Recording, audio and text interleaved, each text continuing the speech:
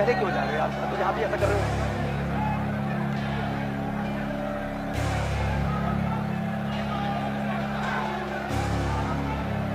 संविधान के सम्मान में, संविधान के सम्मान में, संविधान के सम्मान में न्याय योद्धा जननायक राहुल गांधी जिंदाबाद। न्याय योद्धा जननायक राहुल गांधी जिंदाबाद। मैं कमलेश सैनी जी से और मिथिलेश चौहान जी से निवेदन करूंगा वो माता सावित्रीबाई फूले और राष्ट्रपिता ज्योतिबा फूले जी की पोर्ट्रेट देकर राहुल जी को सम्मानित करें। कमलेश सैनी जी, मिथिलेश चौहान जी।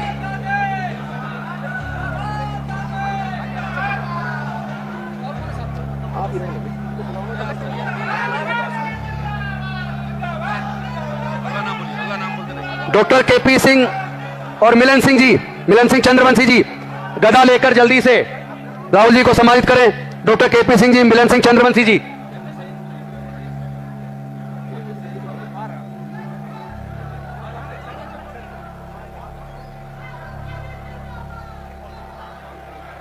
डॉक्टर केपी सिंह जी, मिलन सिंह, कन्हैयालाल चौहान, तरुण सिंह पिंटू, मुकुटधारी चौहान जी, बुद्धू नोनिया जी की पोर्ट्रेट के साथ। कन्हैया चौहान, तरुण सिंह पिंटू, मुकुटधारी चौहान जी अपना मोमेंटो लेके तुरंत राहुल जी को सम्मानित करें। रवि गोल्डन कुमार जी,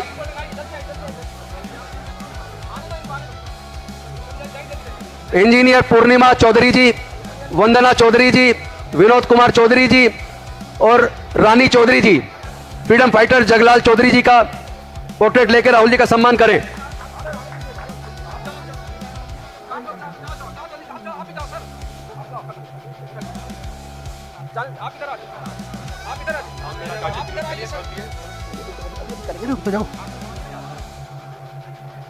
पूनम यादव जी, पूनम यादव जी चाहिए।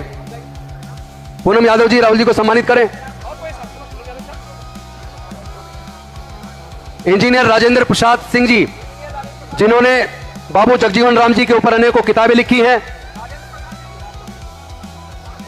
इंजीनियर राजेंद्र प्रसाद सिंह जी अपनी पुस्तक जो बाबू जी के ऊपर लिखी है वो राहुल जी को देकर सम्मानित करें।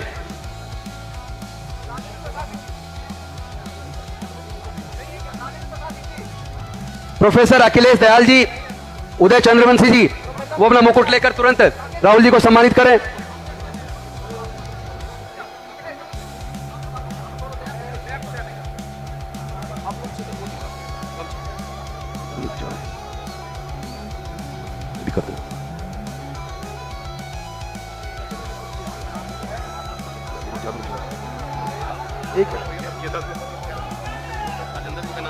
इंजीनियर राजेंद्र प्रसाद सिंह जी तुरंत पुस्तक देके जो बाबूजी के ऊपर लिखी है सम्मानित करें। डॉक्टर अजय प्रकाश सरोज जी, अजीत भारती जी कॉन्स्टिट्यूशन की कॉपी लेकर, डॉक्टर अजय प्रकाश सरोज जी और अजीत भारती जी।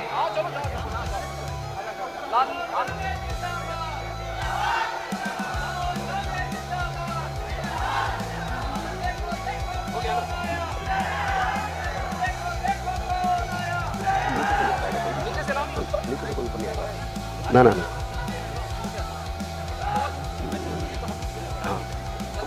एक एक कप चले जाओ सीधा। ग्रीन रूम वालों बुलाओ, दे दे जाओ, लाओ मैं देख के आता हूँ। ग्रीन रूम वाला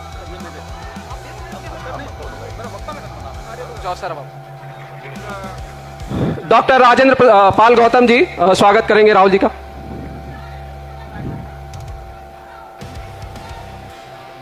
ठीक ठीक ठीक।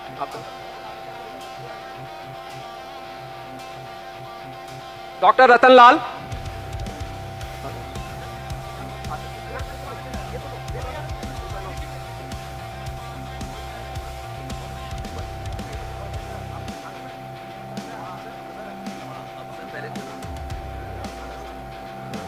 सुधांशु, प्रोफेसर सुधांशु जी, कासिफ भाई,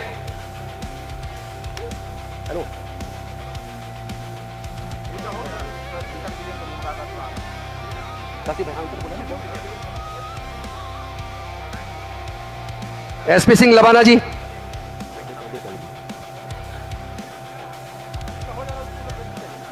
अमर आजाद जी, अमर आजाद जी,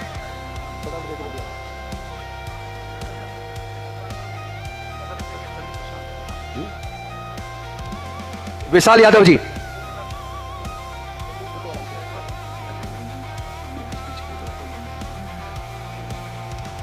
सम्मान का दौर खत्म हुआ और अब कुछ वक्ता जननायक न्याय योद्धा राहुल गांधी जी, जो सामाजिक न्याय की इस लड़ाई को एक अगवा के तौर पर, एक सेनापति के तौर पर संसद के अंदर भी और सड़क पर भी पूरे देश में पैदल चल के इस सामाजिक न्याय की लड़ाई को, जिसमें जातीय जनगणना, आर्थिक शैक्षणिक सर्वे और तमाम तरह का डाटा कलेक्ट हो, सबको सभी क्षेत्रों में हिस्सेदारी भागीदारी मिले, इस न्याय की लड़ाई को, संविधान को बचाने की लड़ाई को हम सब के जनप्रिय नेता न्याय योद्धा राहुल गांधी जी आज हम सबको संबोधित करेंगे कि इस न्याय को, लड़ाई को किस दिशा में लेकर जाना है, कैसे लेकर जाना है, क्यों यह जरूरी है, क्यों भारत को बचाने के लिए हम सब की जिम्मेदारी इतनी महत्वपूर्ण है, इसके ऊपर हम आपका सबका मार्गदर्शन करेंगे। लेकिन उससे पहले हमारे चंद साथी अपनी बात रखेंगे और मैं जिनका नाम पुकारूं वो लोग मंच पे आके बोलेंगे, लेकिन उसमें वो समय का, गरिमा का ध्यान रखें। प्रोफेसर रतनलाल जो दिल्ली यूनिवर्सिटी के हिंदू कॉलेज से हैं, मैं उनसे निवेदन करता हूं कि वो 3 मिनट के अंदर अनुशासन रखते हुए अपनी बात रखेंगे। प्रोफेसर रतनलाल जी। शुक्रिया, किसी औपचारिकता में नहीं जा रहा हूं। राहुल जी आजकल रिप्रेजेंटेशन की बात कर रहे हैं और रिप्रेजेंटेशन हर फील्ड में, इंडस्ट्री में, इंस्टीट्यूशन में, एवरीवेयर, इकोनॉमी में, संस्थान में, हर जगह बात कर रहे हैं। और ये बात जो कर रहे हैं ये उसी परंपरा को आगे बढ़ा रहे हैं जिसका सपना गांधी, नेहरू, अंबेडकर, इंदिरा जी, बाबू जगजीवन राम, राजीव गांधी, इवन यूपीए 1 में भी स्पेशल रिक्रूटमेंट ड्राइव चला था, यूपीए 1 में भी SC/ST के लिए ड्राइव चला था, उसी कारवा को आगे बढ़ा रहे हैं। और लेकिन मुझे कई बार थोड़ा सा परेशानी होती है कि हमारे समाज के लोग, जिनको मैं खास तौर से दलित समाज के लोग जिनके बारे में बात करता हूं, वो खाली पॉलिटिकल रिप्रेजेंटेशन पे फोकस करते हैं, इंस्टीट्यूशन पे बात नहीं करते हैं, इकोनॉमी पे बात नहीं करते हैं। तमाम और संस्थान है, जुडिशरी है, यूनिवर्सिटीज हैं, तमाम तरह के संस्थान हैं, वहां भी रिप्रेजेंटेशन की जरूरत है। आज राहुल जी के आने से पहले हमने एक बाबू जगजीवन नाम पे एक पैनल डिस्कशन किया था और इंजीनियर साहब ने अभी किताब भेंट की है। और पिछली बार जब दिल्ली में थे तो हमने कहा था कि इमरजेंसी को जो है ना, उसमें पीछे हटने की जरूरत नहीं, अग्रेसिव होकर बात करना है इमरजेंसी के ऊपर, क्योंकि इमरजेंसी वो दलितों के लिए गोल्डन एरा था और उस समय इतने काम अफर्मेटिव एक्शन हुए। इंदिरा गांधी जी बन गई थी दलितों की अम्मा और दलितों को लोग कहते थे सरकारी दामाद, और उस समय एक महत्वपूर्ण भूमिका, जो सबसे इंपॉर्टेंट पिलर, वो बाबू जगजीवन राम थे। 26 जनवरी 1950 को संविधान लागू हुआ और 1982 तक 20 लाख सरकारी कर्मचारी दलित समुदाय के बने थे। 20 लाख, 20 लाख फैमिली, 20 लाख बने थे। और आरएसएस, बीजेपी उन्हीं संस्थानों को बर्बाद कर रही है, छीन रही है। एजुकेशन खत्म है, यूनिवर्सिटी खत्म है, वजीफा खत्म है, फेलोशिप नहीं है, कुछ नहीं है। पंडित जवाहरलाल नेहरू ने, जब भारत गरीब देश था तो उन्होंने मुफ्त शिक्षा दी, रोजगार दिया, पेंशन दिया। अब पंडित अटल बिहारी वाजपेयी ने आके सबसे पहले वो तीनों चीज छीन लिया। राहुल जी वही बात कर रहे हैं जो जवाहरलाल नेहरू उस समय बात कर रहे थे, वही बात कर रहे हैं। इंदिरा जी कह रही थी, बाबू जगजीवन राम कह रहे थे, वही बात कह रही है। लेकिन हमारे समाज के लोगों, मैं आखिरी बात कह रहा हूं, आप सब सिर्फ पॉलिटिकल रिप्रेजेंटेशन के लिए खाली आते हैं, लीडर से मिलते हैं।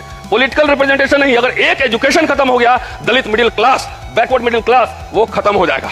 इसलिए हर संस्थान में रिप्रेजेंटेशन के लिए लड़िए। और मैं समझता हूं कि जो आवाज सोशल मीडिया पे हम लोग उठा रहे थे इतने वर्षों से, अनिल जैन साहब हमारे साथ हैं, हम लोगों ने रोस्टर के सवाल पे भारत बंद कॉल किया था और जीता था। इसी मोदी सरकार को हमने हराया था, विश्वविद्यालय से वो आंदोलन शुरू हुआ था।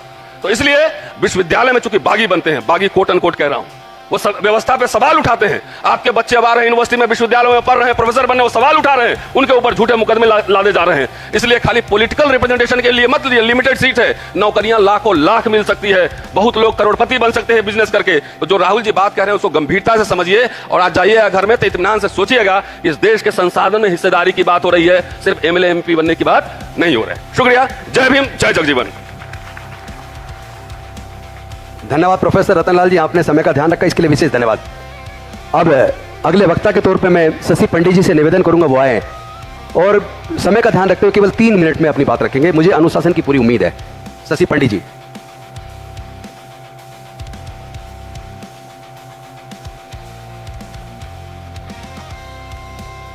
सर्वप्रथम न्याय योद्धा राहुल गांधी जी को जय भीम, जय बापू, जय कर्पूरी।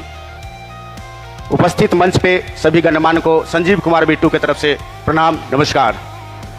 इतनी भीषण गर्मी में बिहार के कोने कोने से आए हुए हमारे अति पिछड़ा भाइयों का ये हौसला देखकर हमें लगता है कि बदलाव दिख रहा है और बदलाव निश्चित है। तो साथियों, सरफरोशी की तमन्ना अब हमारे दिल में है, देखना है जोर कितना बाजुए कातिल में है, बाजुए कातिल में है। शहीद रामचंद्र विद्यार्थी जी जिस भारत के लिए सीने पे गोलियां खाई है, उस भारत का सपनों को पर्यायित तरीके से आरएसएस और बीजेपी द्वारा खत्म किया जा रहा है। ये आप लोग देख रहे हैं और समझ रहे हैं। और आरएसएस का इतिहास रहा है, ना तो ये आजादी में रहे हैं साथ हमारे, ना ही बाबा साहब के संविधान को अपनाया है। इतिहास गवाह है इस चीज का कि हमेशा दलितों पे इन्होंने अत्याचार किया, अति पिछड़ों पे अत्याचार किया है, ये आप लोगों ने देखा है। अगर संविधान की बात करते हैं तो संविधान में हम लोग को अगर कहीं कद्र मिलता है तो फिर यही मिलेगा। और ये देखिए, हमारे राहुल गांधी जी संविधान की बात को लेकर पूरे समाज में, पूरे भारतवर्ष में घूम रहे हैं ताकि सभी को सामाजिक न्याय मिल सके। आज देश भर में हिंदू मुस्लिम की नफरत फैलाकर देश में अमन चैन बीजेपी ने समाप्त कर दिया है। आपका परिवार कहकर अगर कोई व्यक्ति आपके घर में आता है, बीजेपी का नाम लेता है, तो समझ जाइए कि आपको वह पूर्व से आपको पीछे ले जाना चाहता है और आपको वही ले जाकर फिर से उसी माहौल में आपको जिलाना चाहता है, इससे आगे गुलामी में ले जाना चाहता है। वह संविधान बदलने वाले लोगों से मिला हुआ है। ऐसी पार्टी वाले लोगों को कभी हम वोट नहीं करेंगे। आज संकल्प लेना होगा, आज इस सभा से, आज इस मन से संकल्प लेना होगा। साथियों, राहुल गांधी जी को हम लोग हाथ मजबूत करें। क्या आप लोग चाहते हैं? एक बार बोले राहुल गांधी जिंदाबाद, राहुल गांधी जिंदाबाद। अंत में मैं ये कहना चाहूंगा, जननायक कर्पूरी बाबूजी अक्सर एक गीत गुनगुनाया करते थे, उठ जाग मुसाफिर भोर भयो, उठ जाग मुसाफिर भोर भयो, रैन कहाँ जो सोवत है, जो सोवत है, जो सोवत है, जो जागत है, जो पावत है। इन्हीं सब शब्दों से मैं अपनी बातों को समाप्त करता हूं। शहीद रामचंद्र विद्यार्थी अमर रहे। जय भीम, जय प्रजापति, जय कर्पूरी। धन्यवाद, बहुत बहुत धन्यवाद। अब मैं ओम प्रकाश महतो जी से निवेदन करूंगा वो आए और 3 मिनट के अंदर अनुशासित सिपाही की तरह अपनी बात रखें।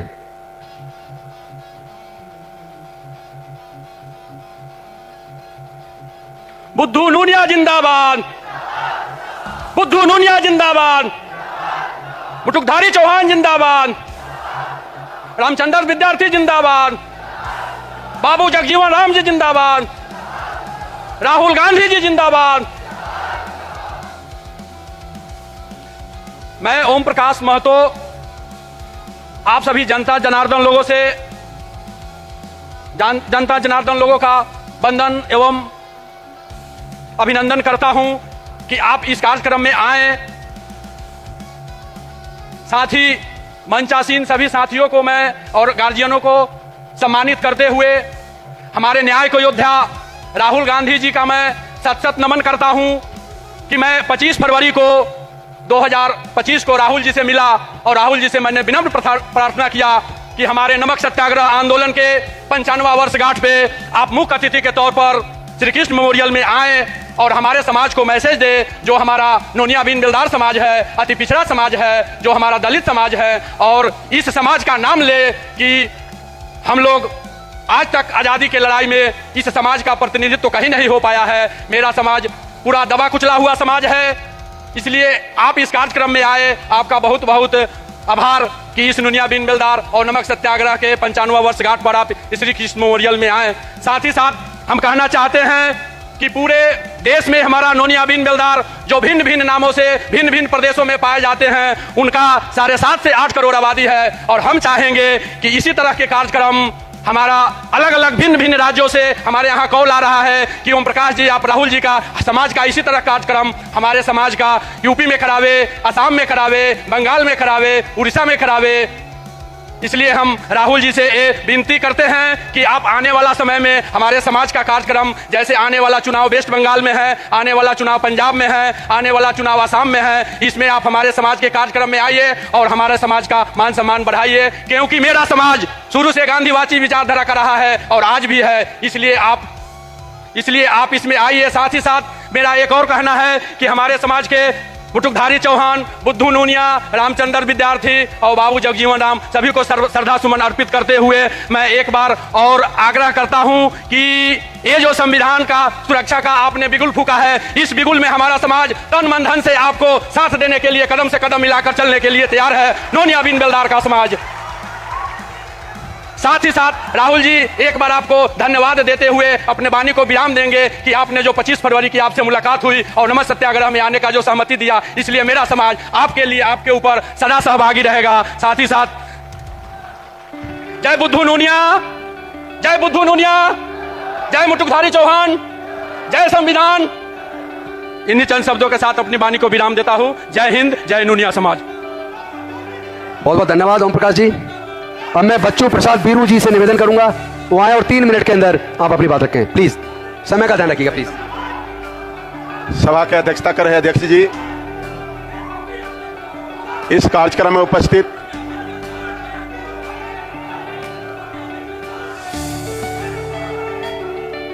साथियों, इससे मंच पर बैठे न्याय योद्धा श्री राहुल गांधी जी और इस कार्यक्रम में उपस्थित प्रदेश के कोने कोने से आए हमारे नूनिया बिन बेलदार और अति पिछड़ा समाज और तमाम समाज के साथियों, हमारे मंच पर बैठे हमारे प्रदेश के अध्यक्ष श्री राजेश राम जी और हमारे पार्टी के नेतागण, साथियों, ये अवसर हम लोग तलाश रहे थे और पिछले दिनों जब 6 अप्रैल को हम हर वर्ष पटना के अंदर नमक सत्याग्रह मनाते रहे हैं, एक ही दिन पर 2 कार्यक्रम हो गया। हमारा कार्यक्रम मिलर हाई स्कूल में तय हो गया और इस असमंजस में उस प्रोग्राम को कैंसिल करके 7 तारीख को बनाया गया इस कार्यक्रम में कि दोनों लोग मिलकर इस कार्यक्रम को करें। राहुल जी से मिलने के बाद हमने अपना आवेदन दिया कि हमारे कार्यक्रम में भी आप आएंगे। श्रीमान ने स्वीकृति दी और पहले भी हम श्रीमान से मिल चुके हैं। साथियों, बस सिर्फ इतना कहना चाहेंगे आपसे कि राहुल जी या राहुल जी की टीम या राहुल जी की पार्टी राहुल जी को प्रधानमंत्री बनाने के लिए नहीं लड़ रहे हैं लोग, देश में सरकार बनाने के लिए नहीं लड़ रहे हैं लोग। अगर लड़ा जा रहा है तो इस देश को बचाने के लिए राहुल जी की टीम और राहुल जी के लोग लड़ रहे हैं।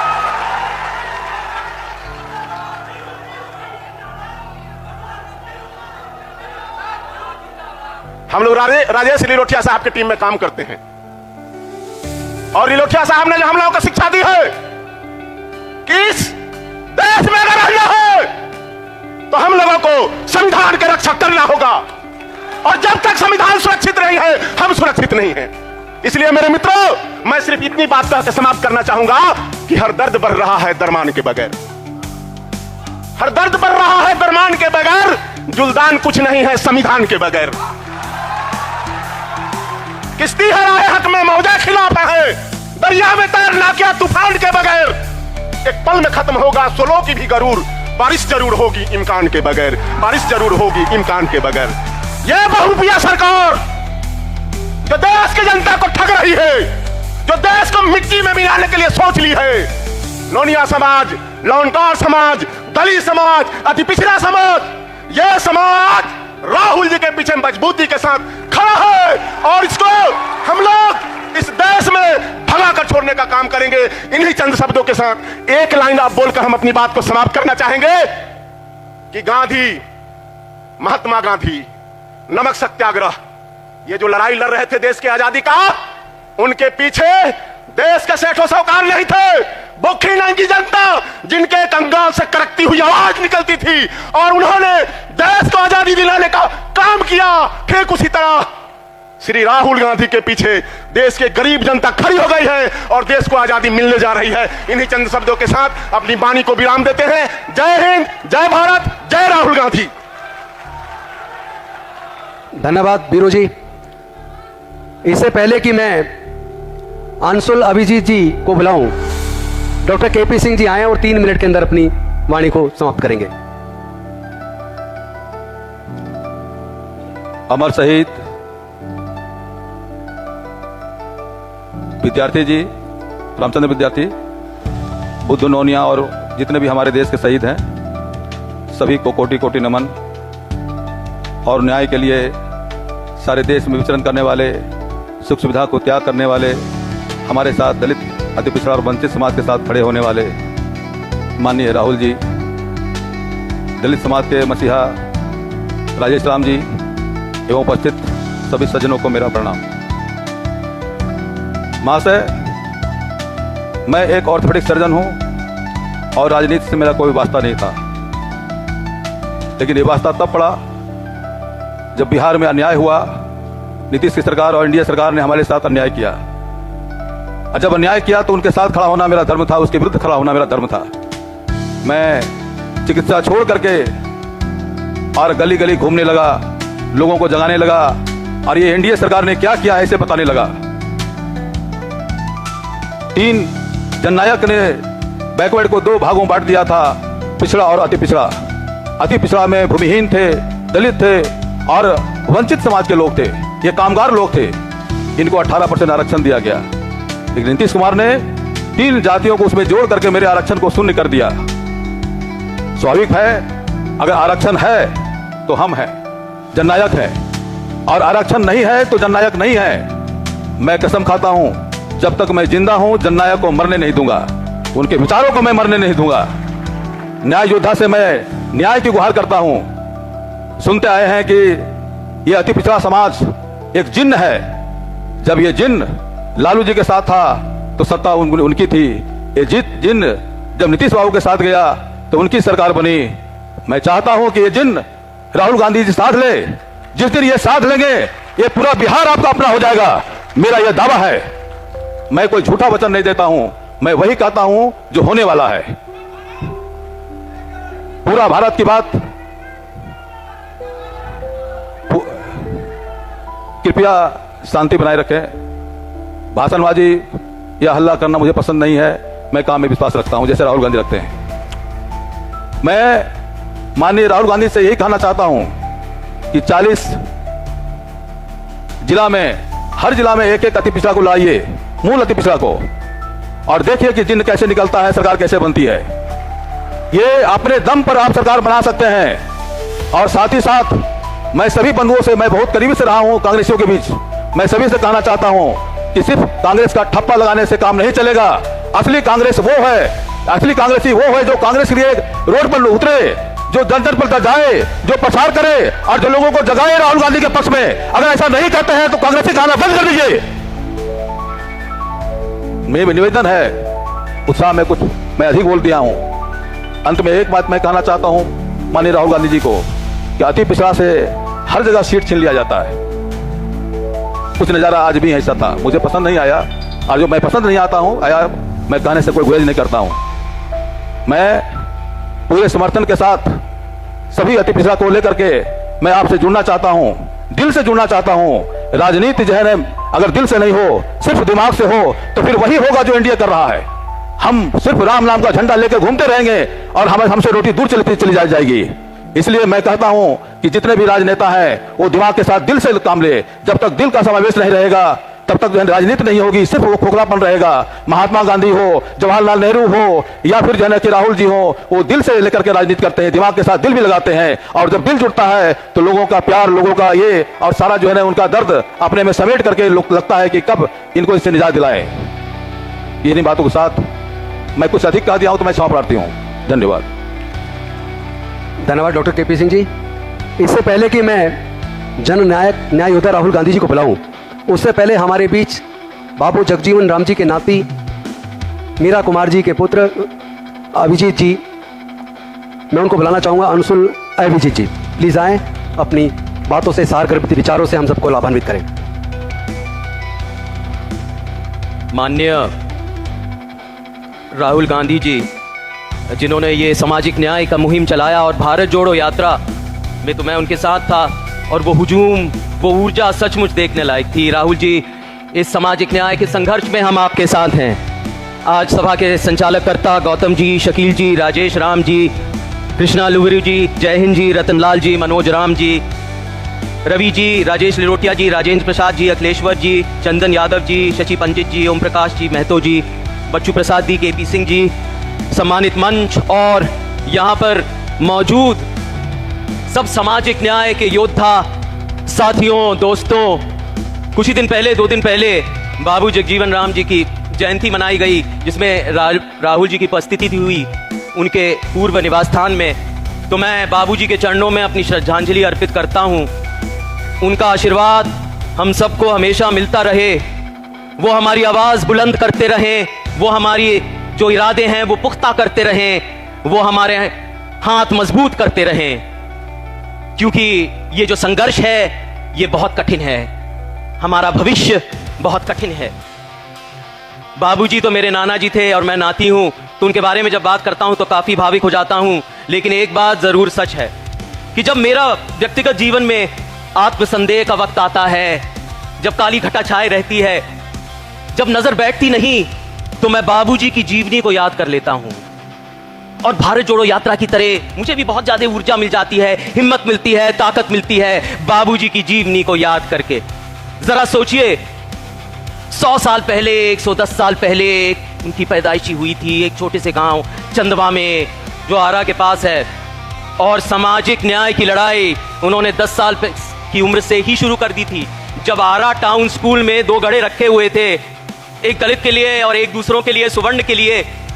और बाबूजी ने आक्रोश में उनको तोड़ दिया। 10-15 साल की उम्र थी उनकी।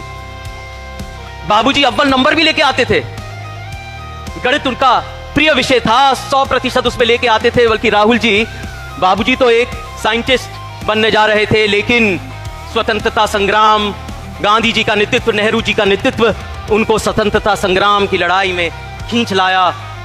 कैमूर की पहाड़ियों को चीरते हुए वो दिल्ली पहुंचे, एक सियासतदान बने। मैं बात दोहराना नहीं चाहता, यहाँ पर बहुत बहस हुई है। जो मंत्रिमंडल उन्होंने सौंपे किए, जो सफलताएं प्राप्त की गई, पदोन्नति लाए जब रेलवे मिनिस्टर थे, और जब इंदिरा गांधी जी के नेतृत्व में जब कृषि मंत्री थे तो हरित क्रांति आई। राहुल जी, बाबूजी हमेशा कहा करते थे, शायद पता ना हो दोस्तों को, कि ईश्वर समदर्शी है या नहीं है, इस पे तो बहस हो सकती है, लेकिन भूख तो सभी को लगती है। और ये बाबूजी जानते थे। इससे पहले एक दस्तरी लेके हम दुनिया भर में जाते थे कि हमें अनाज दो, गला सड़ा अनाज हमें मिलता था। हरित क्रांति आई और 71 की लड़ाई इंदिरा गांधी जी के नेतृत्व में, जब बाबूजी रक्षा मंत्री थे, एक नए मुल्क की पैदाइशी, एक नई उम्मीद, एक नई कौमियत, भूगोल बदल गया। तो ये थे बाबूजी। तो मुझे बड़ी ऊर्जा मिलती है बार बार उनकी जीवनी को मैं जब पढ़ता हूं। अभी मुझे रतनलाल जी से भी बात हो रही थी और कुछ लोग उनके बारे में बस समझा रहे थे, तो मुझे लगता है नहीं, समझना चाहिए, जानना चाहिए, हिम्मत मिलती है। और ये जो मुहिम चलाई है राहुल गांधी जी ने, इसको आगे बढ़ाने की ताकत मिलती है। दोस्तों, ये वक्त बड़ा कठिन वक्त है, जटिल वक्त है। हमारा भविष्य किसी और के हाथों में गिरवी है, और वो ऐसे लोग हैं जो अंग्रेजों की परछाइयों में डरे छुपे बैठे थे, क्या पता। बाबूजी कहा करते थे कि हक मांगने से नहीं मिलता, उसके लिए संघर्ष करना पड़ता है। तो हम मिलकर संघर्ष करेंगे, जो जरूरतमंद हैं, जो दलित हैं, जो वंचित हैं, उनके लिए संघर्ष करेंगे। जो इंसानों के कतार में सबसे पीछे खड़े होते हैं, उनके लिए संघर्ष करेंगे। ये संकल्प लीजिए आप सब, ये वादा करिए, ये दावा करिए कि हम लड़ेंगे, जोर शोर से लड़ेंगे, छाती ठोक के लड़ेंगे, कफन बांध के लड़ेंगे। क्योंकि दोस्तों, ये वक्त आ गया है कि इस मिट्टी, ये फिजाएं एक बार फिर आपकी कुर्बानियों का इंतजार कर रही हैं।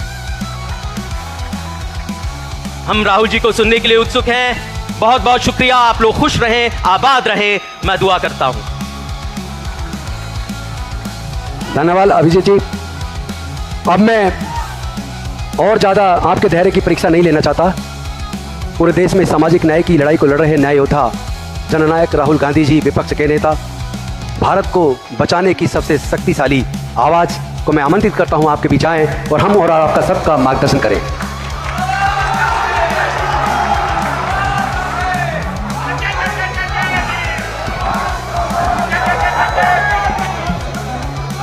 जय जय जय जय जय भीम, जय जय जय जय जय भीम। संविधान के सम्मान में, संविधान के सम्मान में, संविधान के के सम्मान में भारतीय संविधान जिंदाबाद, भारतीय संविधान जिंदाबाद, सामाजिक न्याय जिंदाबाद, सामाजिक न्याय लेकर रहेंगे, सामाजिक न्याय लेकर रहेंगे। राजेश राम जी, शकील अहमद खान जी, कृष्णा लवारू जी, अंशुल अभिजित जी, शशि पंडित जी, ओम प्रकाश महतो जी, बच्चू प्रसाद बीरू जी, doctor KP Singh ji, Mukhtar Ansari ji, doctor नसीब इकबाल कमाली जी, संजीव कुमार बिट्टू जी, ज्ञान रंजन जी, उषा जी, श्याम सुंदर ठाकुर जी, भागीरथ मांझी जी, अनिल जयहिंद जी, भाइयों और बहनों, आप सबका दिल से यहां बहुत बहुत स्वागत, नमस्कार।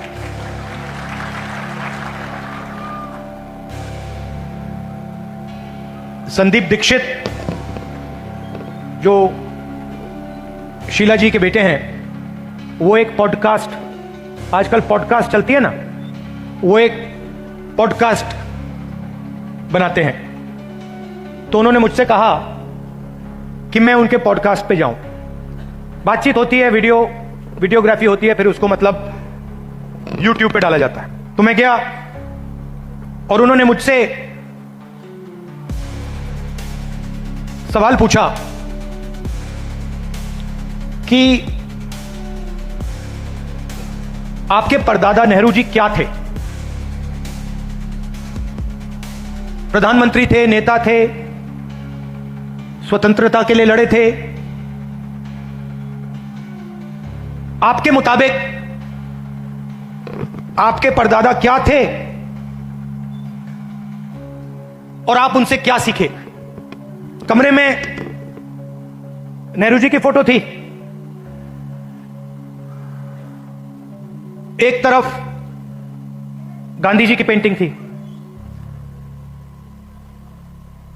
और मैंने सोचना शुरू किया कि मेरे जो परदादा नेहरू जी थे वो असलियत में क्या थे। और दोनों फोटो को मैं देख रहा था और मेरे दिमाग में बात आई कि ये दोनों जो लोग थे, जवाहरलाल नेहरू और महात्मा गांधी, ये दोनों सच्चाई से मोहब्बत करते थे।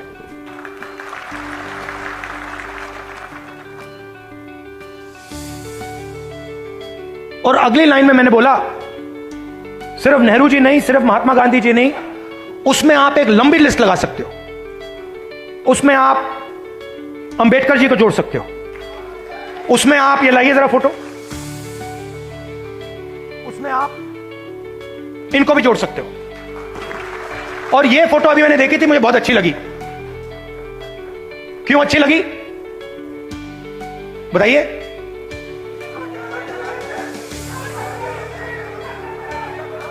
क्योंकि जो इनकी पत्नी है और इनके बीच में समानता है, रिस्पेक्ट है। ये देखकर ये पता लग रहा है कि रिस्पेक्ट है। तो ये सब लोग, और आप हजारों साल पहले शुरू कर सकते हैं। बुद्ध भगवान सच्चाई से मोहब्बत करते थे, सच्चाई से दूर नहीं जा सकते थे।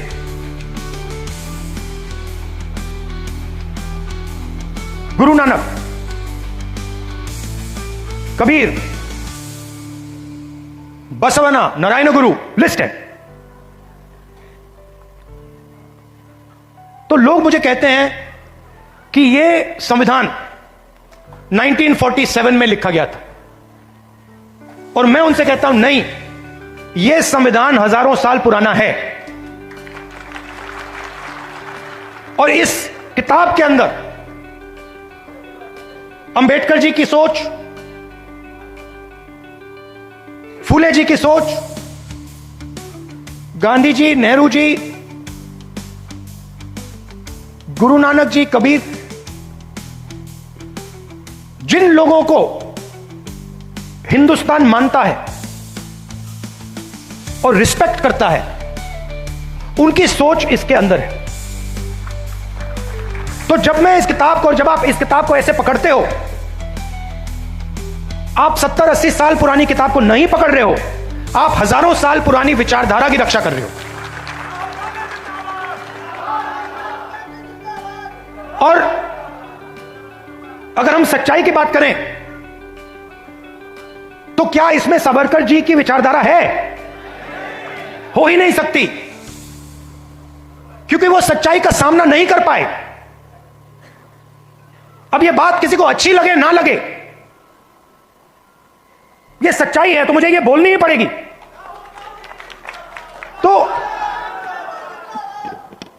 तो कॉन्स्टिट्यूशन हिंदुस्तान की सच्चाई का रक्षक है, और जो हजारों सालों का जो विजडम है, जो हिंदुस्तान के लीडर्स ने, बड़े बड़े महापुरुषों ने इस देश की जनता से सीखा, वो इसके अंदर है।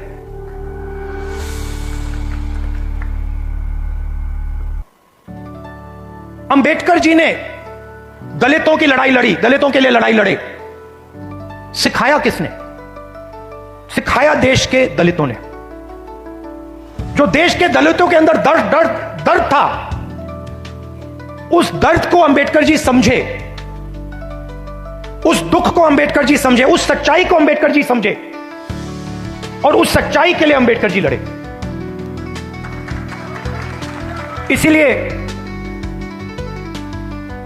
महात्मा गांधी की autobiography my experiments with truth, Mahatma Gandhi की autobiography my experiment with lies नहीं थी, जो शायद मोदी जी लिख पाएंगे।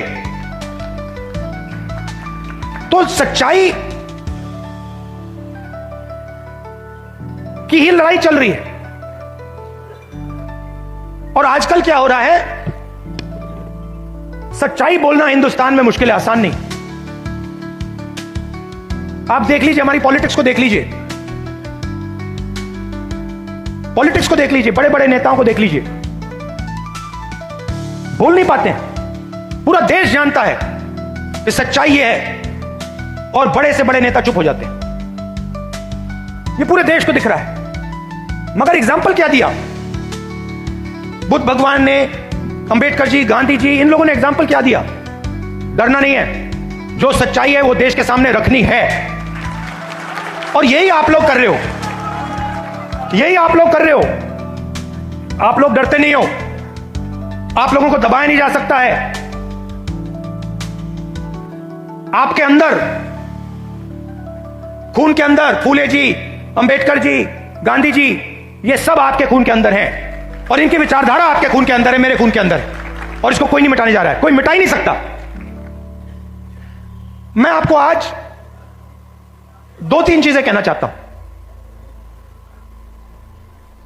मगर मेरी माइंड में एक सवाल है। तो सबसे पहले मैं आपसे सवाल पूछना चाहता हूं, देखना चाहता हूं, आप में से आपने देखा होगा अमेरिका के राष्ट्रपति ने स्टॉक मार्केट की धज्जियां उड़ा दी हैं, देखा होगा, देखा ना? अच्छा, आप मुझे बताइए, आप में से, इस भीड़ में से कितने लोग स्टॉक मार्केट में पैसा डालते हैं? हाथ उठा के दिखाइए। अब ये देखिए, घूम के देखिए, यहां पे 1% से कम लोग स्टॉक मार्केट में पैसा डालते हैं, 1% से कम। अगर यहां 100 लोग हैं तो एक हाथ उठ रहा है। तो ये स्टॉक मार्केट आपका औजार नहीं है, इसमें अनलिमिटेड पैसे बने, मगर इसका फायदा आपको नहीं मिला।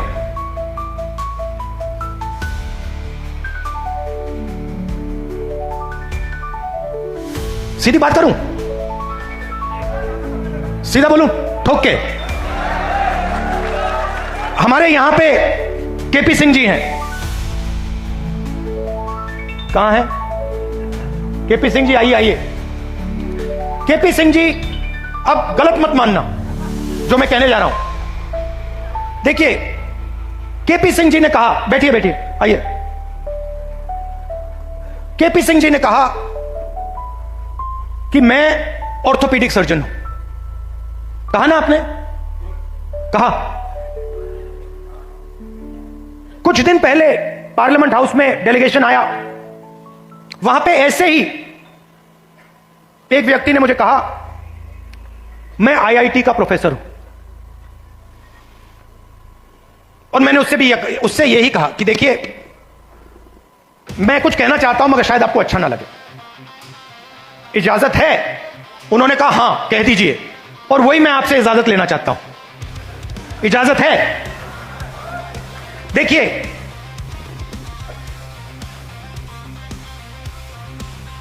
आप में ऑर्थोपेडिक सर्जन की स्किल है, ऑर्थोपेडिक सर्जन की नॉलेज है, ज्ञान है। जो ऑर्थोपेडिक सर्जन होता है वो आप में सब कुछ है, मगर आप ऑर्थोपेडिक सर्जन नहीं हो। क्यों? क्योंकि पूरा का पूरा सिस्टम आपके खिलाफ काम करता है। आप सोचते हो कि आप ऑर्थोपेडिक सर्जन हो, मगर आप अस्पताल को कभी नहीं चला पाओगे। आपको चलाने नहीं दिया जाएगा, कभी नहीं चलाने दिया जाएगा। और अगर आप में क्षमता चलाने की हो तो आपको फाइनेंस नहीं मिलेगा, पैसा नहीं मिलेगा, बैंक लोन नहीं मिलेगा। और अगर आपने बैंक लोन ले लिया और आपने अस्पताल भी शुरू कर दिया, तो ब्यूरोक्रेसी आपको रोकने की कोशिश करेगी। तो आपके मन में लग रहा है आपको कि मैं ऑर्थोपेडिक सर्जन हूं, मगर ऑर्थोपेडिक सर्जन के सच्चे औजार आपके हाथ में नहीं है, आपके खिलाफ काम कर रहे हैं।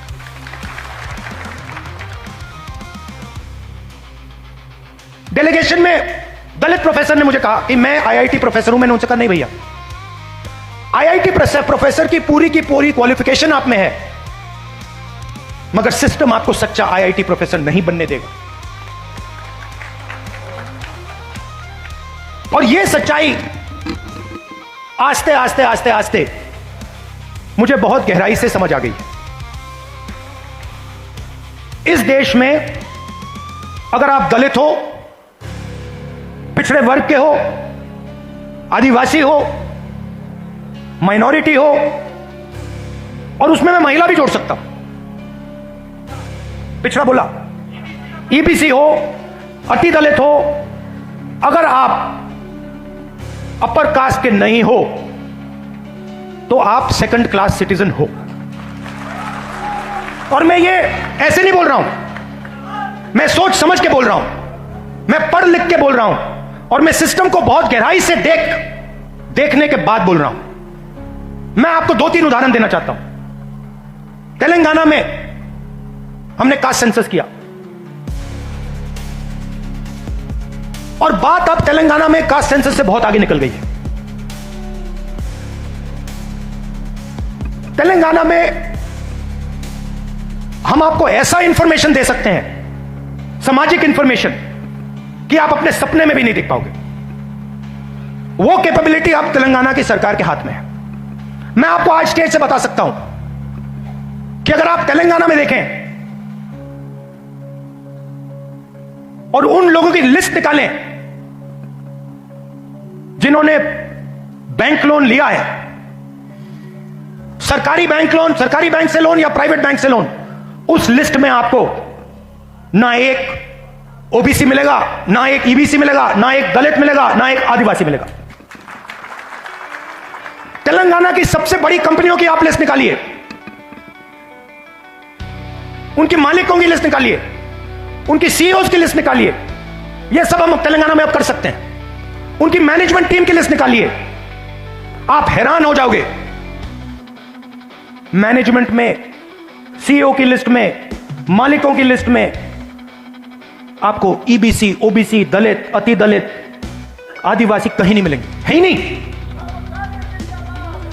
मैं आपसे नहीं कह रहा हूं कि 5% हैं, मैं आपसे नहीं कह रहा हूं कि 5% हैं, 0 है, 0 है ही नहीं। और आप दूसरे तरफ मजदूरों की लिस्ट निकालो, जो 21वीं सदी के नए मजदूर बने, गिग वर्कर्स, जो उबर चलाते हैं, जो 21वीं सदी की मजदूरी करते हैं, उनकी लिस्ट निकालो। 90% से ज्यादा, 95%, दलित, पिछड़ा वर्ग, ईबीसी, आदिवासी, डोमेस्टिक सर्वेंट्स की लिस्ट निकालो। दलित, ओबीसी, ईबीसी, आदिवासी, अति दलित। और मैं सिर्फ कंपनियों की बात नहीं कर रहा हूं, मैं अस्पतालों की बात कर रहा हूं, शिक्षा के सिस्टम की बात कर रहा हूं, सरकार की बात कर रहा हूं, कॉर्पोरेट इंडिया की बात कर रहा हूं। जहां भी आप देखो, आप हुई नहीं। और तेलंगाना में अब वो पूरा का पूरा डेटा हमारे हाथ में है, जो नरेंद्र मोदी जी आपके हाथ नहीं डालना चाहता है। इसीलिए आपने देखा कि जैसे ही हमें वो डेटा दिखा, हमने रिजर्वेशन को बढ़ा दिया।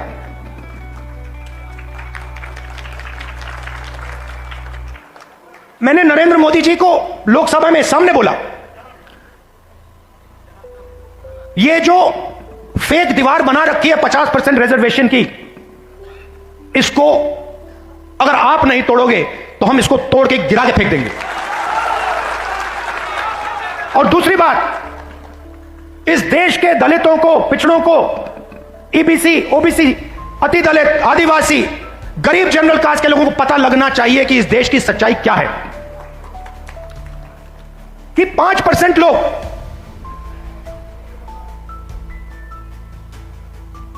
5% लोग इस पूरे के पूरे देश को चला रहे हैं। 10-15 लोग हैं जिन्होंने पूरे के पूरे कॉर्पोरेट इंडिया को पकड़ रखा है। अदानी, अंबानी, 10 नाम है। और आपका लाखों करोड़ रुपया सीधा आपकी जेब में से उनके जेब में ट्रांसफर होता है। जीएसटी आप देते हो, कर्जा माफ उनका होता है। जीएसटी आप देते हो और ठग से कर्जा माफ उनका होता है। आप स्कूटर में पेट्रोल भरते हो, पैसा उनके जेब में जाता है। आप अपने बच्चों को कॉलेज, यूनिवर्सिटी भेजते हो, पैसा उनके जेब में जाता है। आप बीमार होते हो, पैसा उनके जेब में जाता है। तो आप सबको घेर के रखा हुआ है, इसलिए आपसे सांस नहीं ली जा रही है।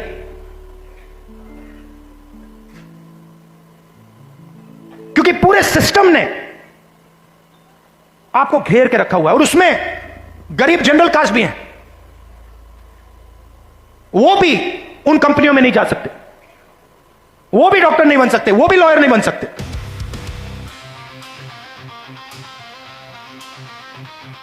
मैं छोटा सा उदाहरण देता हूं आपको। सुल्तानपुर में मैं गया, वहां पे चेतराम मोची जी हैं। पता नहीं आपने वीडियो देखा नहीं देखा? देखा था? तो मेरी दोस्ती हो गई उनसे। मैंने गाड़ी रोक दी, मैं वहां जाके बैठ गया। मैं आपको बताना चाह रहा हूं कैसे फंसाया गया है, किस प्रकार से फंसा के रखा हुआ है। मैं गया, 40 मिनट में उनके साथ बैठा। मैंने देखा कि हुनर की कोई कमी नहीं है। उनसे आप कोई भी उनको आप कोई भी जूता दे दो और कहो भैया इसको बना दो, कोई भी हो, मतलब ब्रांडेड जूता हो या आपने ये पहना हुआ ये हो, कुछ भी, 2-3 घंटे में वही जूता आपको मिल जाएगा, उससे अच्छा मिल जाएगा। और मैंने उनसे पूछा आप यहां कितने साल से हो? कहते हैं 40 साल से हूं राहुल जी। 40 साल। फिर मुझे देख के कहते हैं राहुल जी ये मेरा बेटा है, अब ये यहां मेरे साथ काम नहीं करना चाहता। तो मैंने कहा क्यों? और फिर सिर नीचे करके कहते हैं कि राहुल जी 40 साल में मुझे किसी ने इज्जत नहीं दी। एक ही आदमी ने, मेरे पिता ने मुझे रिस्पेक्ट और इज्जत दी थी। मैं यहां आता हूं, सुबह आता हूं, दिन भर काम करता हूं, घर चला जाता हूं। 40 साल में मुझे एक व्यक्ति ने इज्जत नहीं दी। अकेले काम कर रहे थे। बेटा कह रहा था मुझे नहीं करना काम, मैं जा रहा हूं, मैं नौकरी करूंगा। मैंने उनसे पूछा, मैंने कहा एक बात बताइए, अगर आप अपने काम को थोड़ा इंप्रूव करना चाहते हो, तो आप क्या कदम लोगे? एकदम उन्होंने मुझे बोला कि देखिए राहुल जी, मैंने एक मशीन है, मैंने उसकी फोटो देखी थी, अगर वो मशीन मुझे मिल जाए तो मेरा काम डबल हो जाएगा ऐसे ही। तो हमने क्या किया, बहुत महंगी मशीन नहीं थी, हमने किसी राजनेता से वो मशीन डोनेट करा दी और उनको हमने मशीन दे दी। नहीं, अभी ताली मत बजाइए, अभी ठहर जाइए, ताली बजाने की बात अभी आ रही है। 3 महीने बाद मुझे फोन आता है, चेतराम मोची जी कहते हैं राहुल जी मैं बड़ा खुश हूं। मैंने कहा क्यों? कहते हैं राहुल जी मेरी अब 2 दुकानें हैं, 10 लोग मेरे लिए काम करते हैं।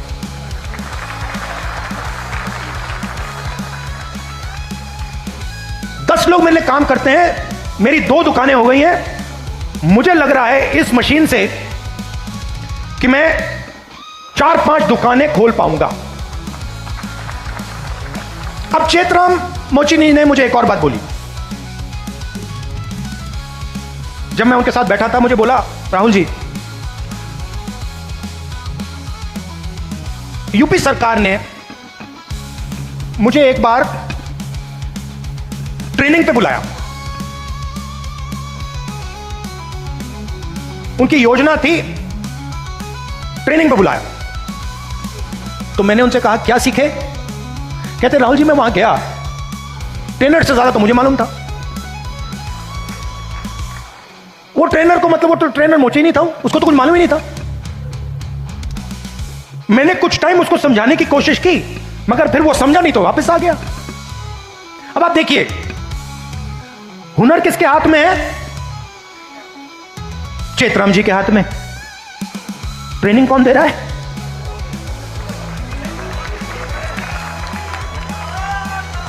तो बात समझिए क्यों?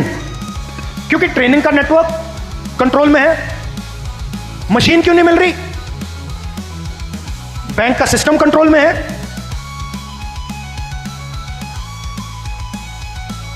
ट्रेनिंग क्यों नहीं हो रही? क्योंकि चेतराम जी ट्रेनिंग के सिस्टम में ही नहीं है। जिसके पास हुनर है, जिसके पास ज्ञान है, वो ट्रेनिंग करा ही नहीं रहा है।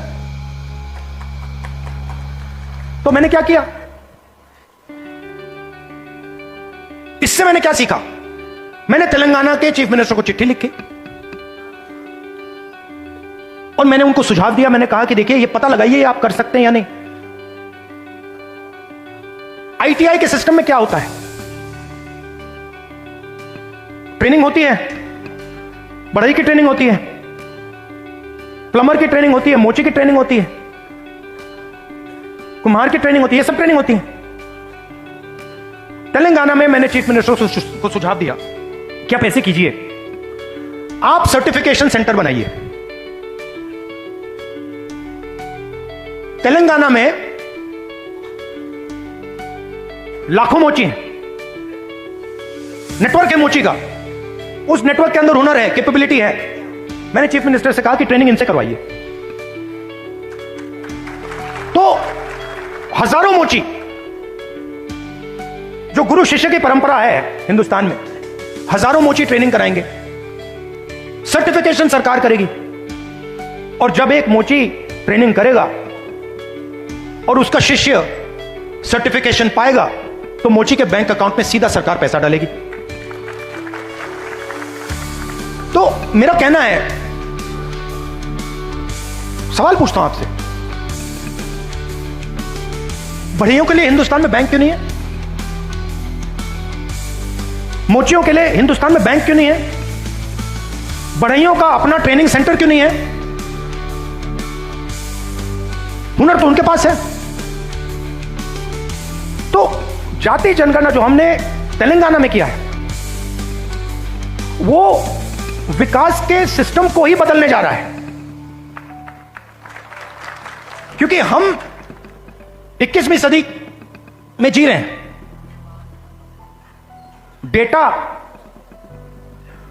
डेटा की सदी है। सब लोग डेटा की बात करते हैं। तेलंगाना में हमारे पास जाति का पूरा डेटा हमारे हाथों में है, और इस डेटा के साथ हम तेलंगाना की पूरी राजनीति को बदल सकते हैं। और जो सचमुच में आपका हक है, जाति जनगणना के माध्यम से वो हम आपको दिलवा सकते हैं। और सीधी सी बात है, बहुत सारे लोग कहते हैं कि भैया देखो, जाति जनगणना नहीं होना चाहिए। मोहन भगवत जी कहते हैं जाति जनगणना नहीं होना चाहिए। अगर आपको चोट लगती है, आप अस्पताल जाते हो, कभी आपसे डॉक्टर कहता है भैया एक्सरे मत करो। एक्सरे से कोई नुकसान थोड़ी होता है, एक्सरे से सच्चाई पता लगती है। वही हम कर रहे हैं, एक प्रकार से हम सामाजिक एक्सरे कर रहे हैं कि भैया सच्चाई क्या है, किसके पास कितना धन है, कौन कहां बैठा है, ब्यूरोक्रेसी में कितने लोग हैं, गरीब लोग कितने घुस पा रहे हैं, कौन सी जात के लोग कहां घुस रहे हैं, कहां जा रहे हैं, किन लोगों को कैसे रोका जा रहा है, ये सब जाति जनगणना से मिल जाएगा। तो ये एक क्रांतिकारी कदम है, क्रांतिकारी कदम है। इसीलिए आरएसएस और बीजेपी इसको रोकना चाहते हैं, और इसको अब दुनिया की कोई शक्ति नहीं रोक सकती है। बिहार में कांग्रेस पार्टी का मैं आपको रोल बताता हूं। देखिए, कांग्रेस पार्टी की जिम्मेदारी, गठबंधन की जिम्मेदारी, जो गरीब लोग हैं, जो कमजोर लोग हैं, ईबीसी, ओबीसी, दलित, महादलित, गरीब जनरल कास्ट के लोग, इन सबको जोड़कर, इन सबको जगह देकर, इज्जत देकर, रिस्पेक्ट देकर आगे बढ़ने का काम कांग्रेस पार्टी का। और मैं आपसे पहला व्यक्ति होऊंगा जो आपसे कहेगा कि कांग्रेस पार्टी ने जो पहले काम करना चाहिए था, जिस गति से काम करना चाहिए था, जिस मजबूती से बिहार में काम करना चाहिए था, वो हमने नहीं किया। और हम अपनी गलती से समझे हैं, और अब हम बिना रुके पूरी शक्ति के साथ जो बिहार के कमजोर लोग हैं, बिहार के गरीब लोग हैं, छोटी जात, छोटी अलग अलग जो ओबीसी, ईबीसी, दलित, महादलित के लोग हैं, उन सबको हम लेकर एक साथ हम आगे बढ़ेंगे। कुछ दिन पहले हमने अपने डिस्ट्रिक्ट प्रेसिडेंट्स चुने, और मैं ये नहीं कहूंगा कि ये बहुत बड़ा कदम है, मगर ये एक जरूरी कदम है। पहले हमारे डिस्ट्रिक्ट प्रेसिडेंट्स की लिस्ट में 2/3 अपर कास्ट के लोग थे। अब हमारी नई डिस्ट्रिक्ट प्रेसिडेंट्स की लिस्ट में 2/3 ईबीसी, ओबीसी, दलित, पिछड़ा वर्ग, माइनॉरिटी के हैं। और अगर आप हमारे वर्किंग प्रेसिडेंट्स को देखें तो यह बात और भी गहराई से हुई है। मैंने और खारगे जी ने बिहार की टीम को साफ बता दिया है कि आपका काम बिहार के गरीब जनता की रिप्रेजेंटेशन का काम है। आपका काम दलितों, ईबीसी, ओबीसी, गरीब जनरल कास्ट, महिलाओं को जगह देने का काम है, और आपको यह काम बिना झिझके, बिना डरे यह काम पूरा करना है। हम राजनीति में आपके लिए दरवाजा खोलना चाहते हैं। आपके युवाओं को हम राजनीति में लाकर, आपको हम राजनीति में लाकर बिहार का चेहरा बदलना चाहते हैं।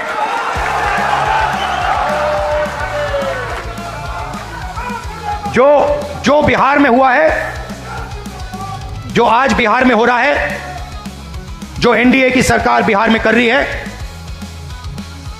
चुने हुए अरबपतियों की राजनीति चल रही है, अदानी अंबानी की राजनीति चल रही है, उससे हम लड़ रहे हैं। और उसको हम हराने जा रहे हैं। और हम जानते हैं कि इस देश को बिहार की जनता डायरेक्शन देती है। जब भी राजनीतिक बदलाव आता है, अंग्रेजों के खिलाफ राजनीतिक बदलाव आया, बिहार की जनता ने यह बदलाव लाने का काम किया था। और हम समझते हैं कि बिहार की जनता फिर से यह काम करना चाह रही है और यह काम करेगी। और हम आपके साथ मिलकर, शामिल होकर यह काम करना चाहते हैं। सबसे जरूरी लक्ष्य कॉन्स्टिट्यूशन की रक्षा करना है। हमारी जो पुरानी विचारधारा है, बिल्कुल मतलब ऐसे, और जो इसके सामने आएगा, आपने देखा होगा पहले नरेंद्र मोदी, उनकी पार्टी कह रहे थे 400 पार, देखा आपने 400 पार। उसके बाद कांग्रेस पार्टी, इंडिया गठबंधन सामने खड़ा हुआ, और फिर मोदी जी जब पार्लियामेंट आई, यूं किए कि मैं बदलूंगा नहीं इसको। तो कॉन्स्टिट्यूशन ने और आपने कॉन्स्टिट्यूशन को बचाने का काम किया। इसके लिए मैं आपको दिल से धन्यवाद करता हूं। और जहां भी देखिए, और जहां भी मेरी जरूरत होगी, बिहार के कोने कोने में, हिंदुस्तान के कोने कोने में आप मुझे बुलाओ, मैं हाजिर हो जाऊंगा। आपकी लड़ाई मेरी लड़ाई है। दिल से आप सबका बहुत बहुत धन्यवाद। नमस्कार, जय हिंद।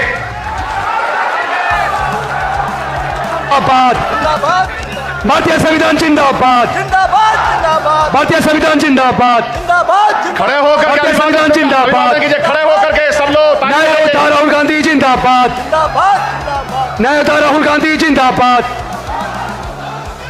जय जय जय जय जय भीम, जय जय जय जय जय भीम, जय जय जय जय जय भीम।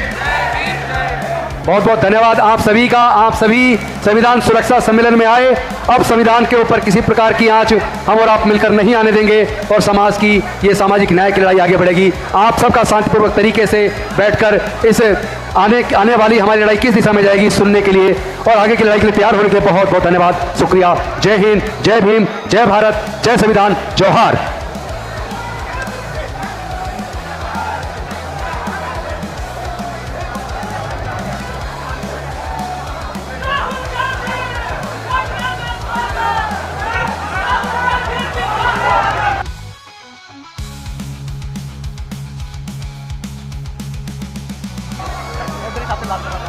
आप नंबर अपना